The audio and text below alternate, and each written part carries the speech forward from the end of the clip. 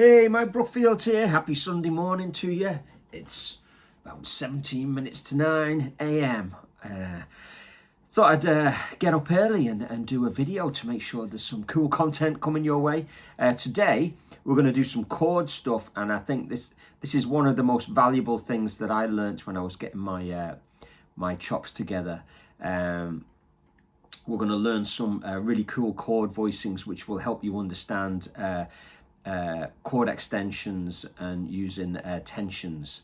So let's get straight into it. Now, round about the late 90s, I bought these books, Harmonic Extensions, really kind of pretty much the same book. That's kind of like this is a smaller, slightly more condensed version of this big, thicker one.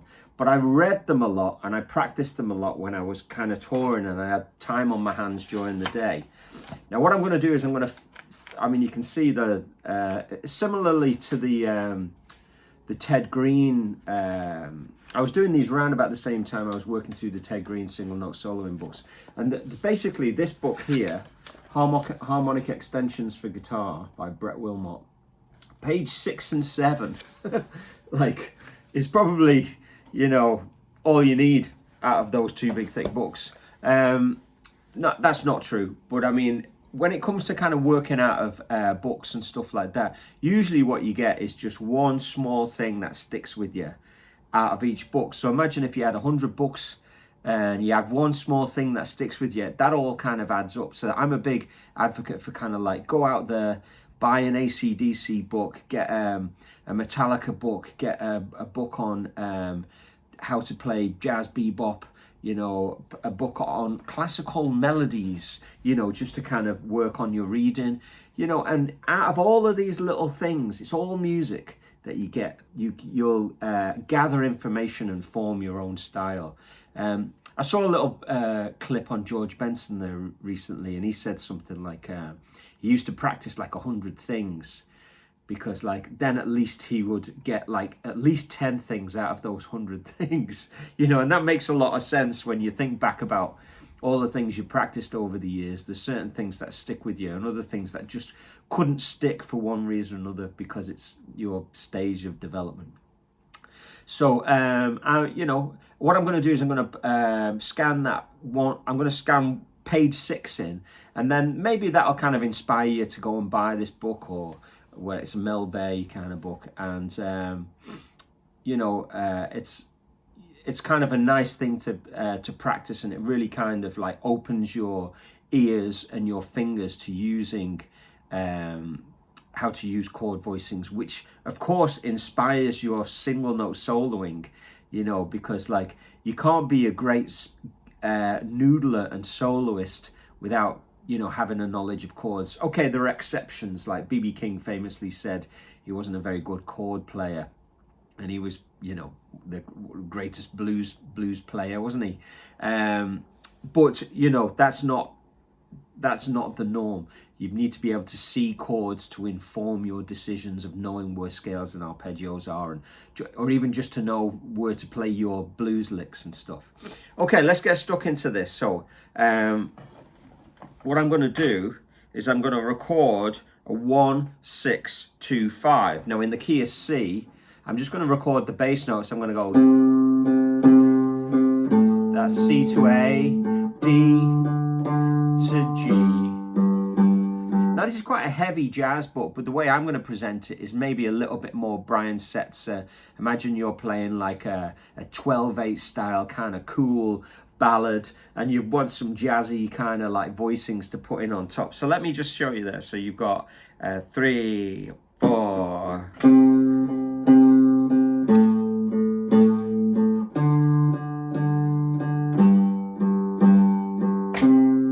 So I've just got root notes, yeah?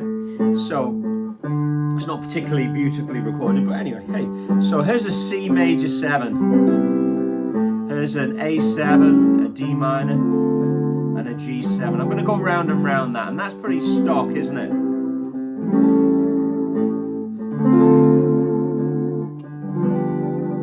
So C major 7, A7, D minor, G7. So we know that's that progression. as a 1-6-2-5, because in the key of C, C is 1. The A7 is our 6th chord. Now, normally it's a minor chord, but we'll turn it into a dominant chord because that's what you do in these songs, you know, in jazz songs. D minor, G7. Okay, so that would be pretty stock to do that. You can hear I'm using the whammy bar to make it nice, you know, nice and 50s sounding.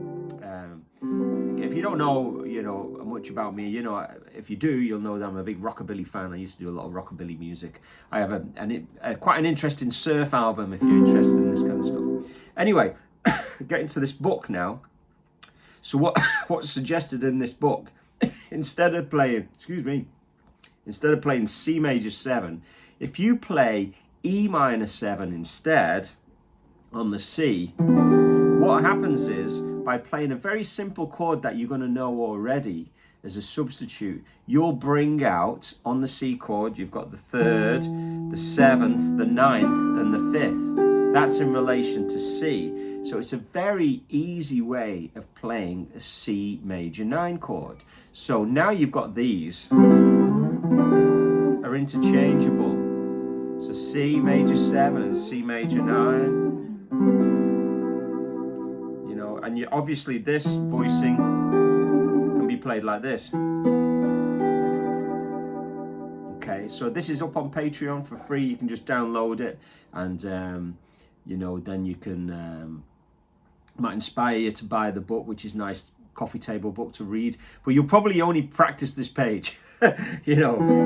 But you know, having the whole book, you know, would definitely help solidify the information. So you've got C major 7, and instead of playing that C major 7, or as well as, you can play them both if you wanted to, you play the E minor 7 like that, or you could do it like that. Now when it goes to the A7, if you play a G minor 7 flat 5 instead, now that's a big long, you know, complicated sounding chord, but it's pretty easy to play. You just use your 3rd finger on 6-6-6 and put your 1st finger on the G, the 5th fret. Now what that does, by playing this G minor 7 flat 5 chord here instead of playing an A7, is it brings out the flat 9 and the sharp 5, and it brings out really cool jazz tones, doesn't it? So let's try this. You've got C or E minor 7. And you've got A7 or G minor 7 flat 5. And then you're onto the D minor chord, aren't we? So what we want to substitute for that as well. So what they're suggesting in this book is if you play an F major 7 instead, that's an F major 7. And what that does on D minor is it brings out the minor 3rd, the flat 7, the 9th, and the 5th at the top. So by using these substitute chords, you're bringing out really tasty extensions to your chords. And the very last one, don't worry, I'm going to go over this again in a minute. The very last one is that you have a G7, but instead of playing G7, very similarly to what we did on the A7, is we're going to play an F minor 7 flat 5. And that brings out, in relation to G, the flat 7, the 3rd, the sharp 5, and the flat 9. So now you have this progression where you could play E minor, G minor 7 flat 5, F major 7, F minor 7 flat 5, and then back to E minor 7 again. So if I play that underneath the bass line, the bass notes there, you'll hear it. Now what I might do is first is play C, A, D minor, G a couple of times, and then I'll play the extensions. So here we go, 3, 4, so C, G, A7, D minor, G7, C major 7, A7, D minor. Hear the extensions now. So you've got E minor, G minor 7 flat 5, F major 7, F minor 7 flat 5, and again.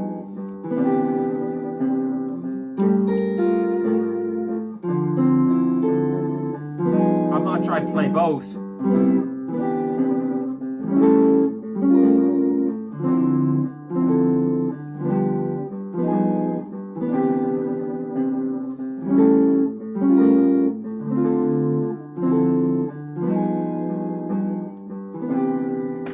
So there's a lot going on there all of a sudden, isn't there?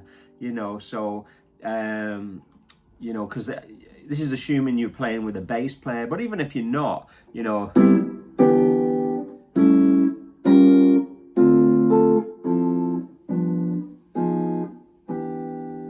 So you're just taking C, A, D, and G, and you've got these beautiful extensions now. You've got a 9 on the C.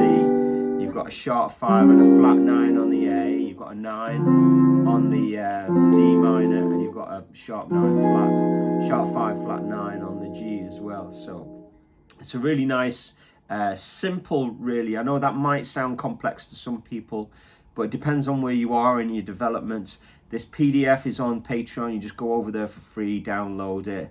Just do this exercise, and then, you know, move on to the next one. If you've got any questions, just drop it in the comments or email me or something. So you obviously can do exactly the same thing higher up the neck, and it gives this on the PDF. So there's your E minor 7. Sorry, E minor 7. Yeah, that's it. And then for your G minor 7 flat 5, you could do that. Exactly the same thing. And then for your F major 7, it's exactly the same notes, and the F minor 7 flat 5, and then E minor 7 again. You can take your third finger off, and then you get a lovely 6/9 on the C. So I'm just going to kind of play through those there. So E minor, G minor 7 flat 5, F minor 7 flat 5.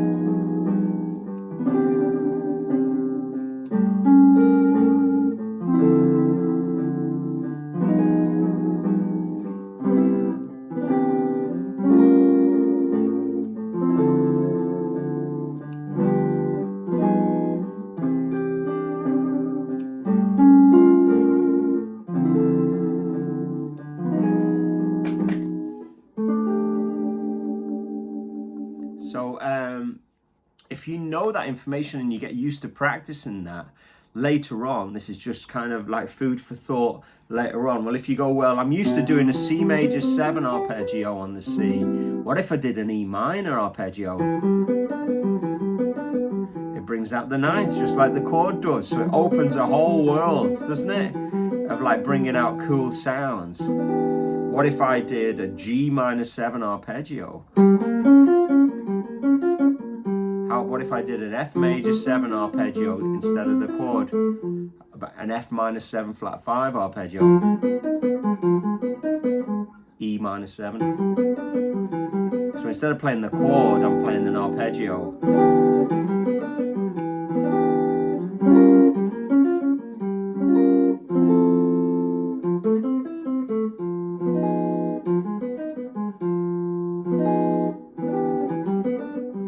So here you go. Let's see what that sounds like.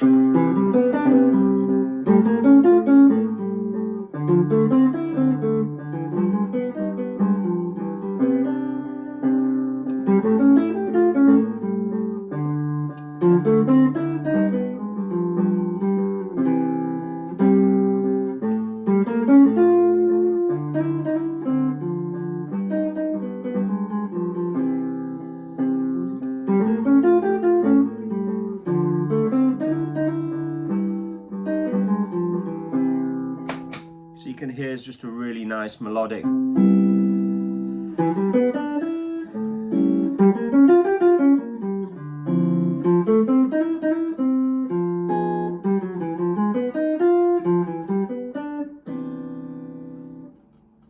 Okay, it's just all hopefully, you know, adding to your ammunition of things. Quite a long one, this. So I'll upload this harmonic extensions for guitar, just one of the exercises on page 6. So I hope you enjoyed that. Keep it burning, guys. Happy Sunday, and I'll see you on the next one.